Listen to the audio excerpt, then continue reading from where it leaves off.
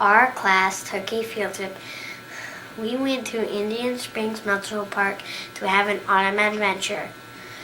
We jumped off the bus to learn about leaves from Miss Sandy. Boys and girls, who knows what color this leaf is? Yes? Green. It's green. This leaf is representing what the leaves look like in the summertime, right? In the summertime. We're going to talk a little bit about that. This would be a maple leaf. All leaves in the summertime are green, right? What makes them green, I wonder? It's called a pigment. That pigment is called chlorophyll. Chlorophyll makes the leaves green, okay? Now, what the leaf is doing all through the spring and summer months, believe it or not, when we see the leaves on the trees, they look like they're just sitting there. And sometimes when the wind blows, they move a little bit.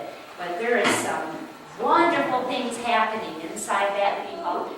The leaves are actually working all the time, producing their own food.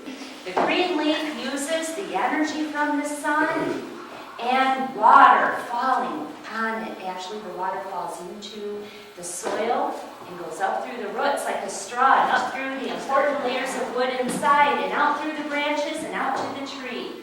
Now, boys and girls, energy from the sun, water, and one other thing. Boys and girls, everybody, could I please have you breathe out? Everybody breathe out. It's making its own food, and its food is sugar. Its sugar is called glucose. It's a form of sugar called glucose. This is the end result. You hold that up, all right?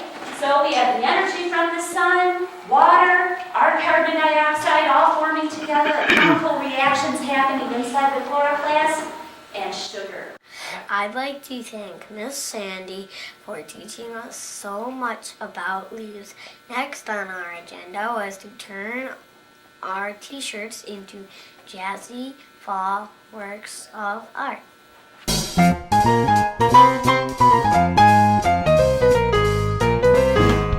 To make designs on our shirts, we use leaves. First, we painted on a leaf using fall colored paints.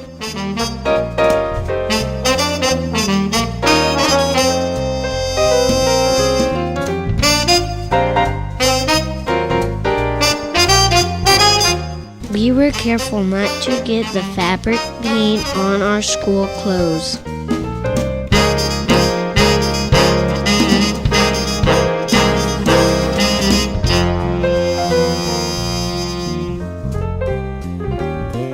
Some of us use raised patterns on blocks. We then took our leaves and placed them paint side down on our shirts and gently pressed them using our hands over newspaper. Well, not everybody pressed gently.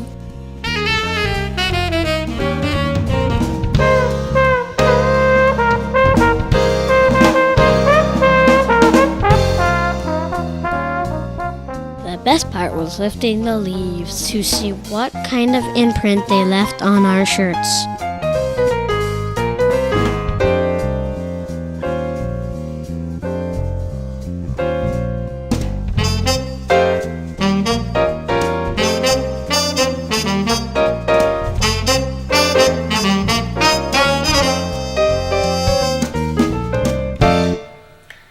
If you come into our class, you might run into us in our cool shirts.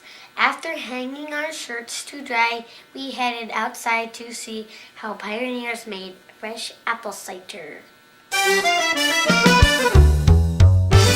Everybody dropped their apples into the grinder. As Miss Sandy turned the crank, the apples were grounded into a juicy pulp.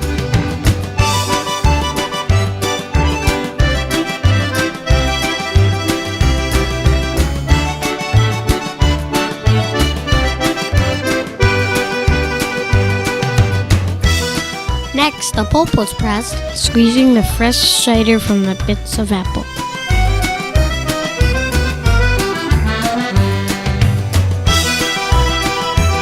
Soon, our cider was flowing into a clean, streaming bucket.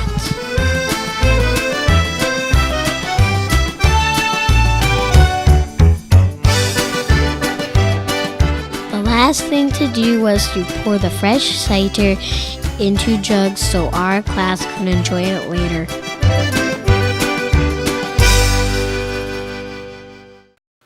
That was fun. If you want to know more about cider, talk to my Nana. She loves Ashton orchards.